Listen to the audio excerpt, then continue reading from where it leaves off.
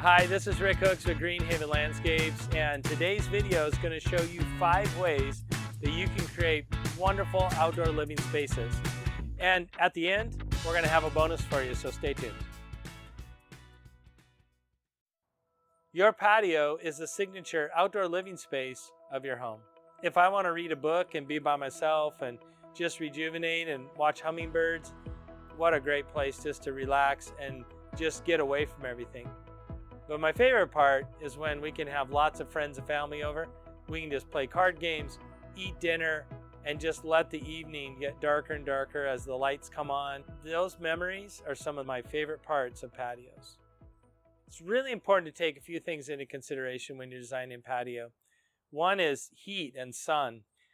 Am I going to have a really bad afternoon sun glare? No one's going to want to sit out there because it's 200 degrees. We're always trying to think about how is the sun angle? What can we do to give shade to the patio? We get called in a lot of times to kind of fix stuff. And people have tried to do an outdoor entertaining area, but they don't think about drainage. They don't think about the base. You have to put down a lot of gravel base, plate compact that base really well, or the patio is going to be more like a moonscape, and it's not going to be real smooth.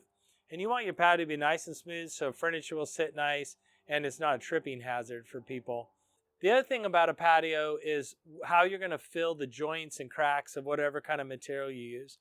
So choosing material becomes very important. When you choose a paver or slate, you want to make sure you have a polymer in the joints that's going to stay there and not grow weeds, but also not be kicked around by everybody all the time.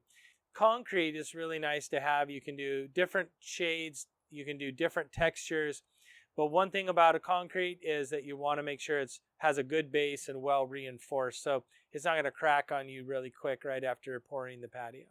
So the first patio you're going to want to build is where you can cook, where you can entertain the most, and how, again, you can block that from the sun. So it's in the evening, afternoon time, and you want to enjoy everything. It's midsummer and you can't get on your patio because it's too hot. You want to think about all those things, but then if you can, you want to think about possibly how you can have a patio that is in sun, and then also have a patio that might be on a shady side of the house where you could have 2 different living room spaces that you could think about and entertain differently. The fun thing is there's so many different materials. There are so many fun ways to make patios a great livable outdoor space.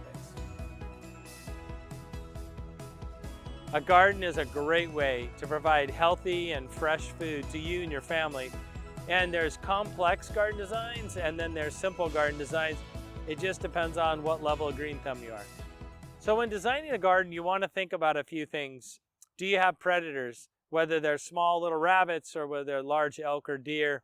In our area, we got them all. So that's first and foremost. Do you need fences and do you need barriers?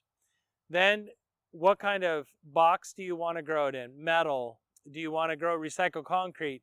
Do you want a man-made concrete block? Or would you prefer wood? We try to stay away from pressure-treated wood because we don't want that getting into our product. We just want healthy stuff. So just use a good juniper or a good cedar if you're in our area. And then you're going to want to think about the soil type. Soil type is getting better and better all the time.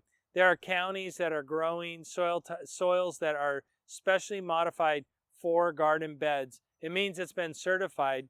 They don't have pesticides and they haven't used woods that might have glue and in their compost and their recycling. So those are important things to look at, making sure you got a good way to retain everything, good way to protect everything, and a good soil to grow everything in.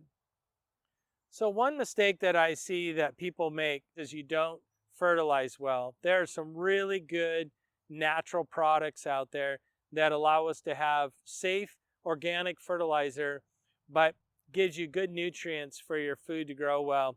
People are really discouraged by lack of growth, and that comes from not enough food.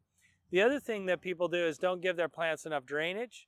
Drainage is so important because plants a lot of times, especially in the Northwest, drown before they dry out.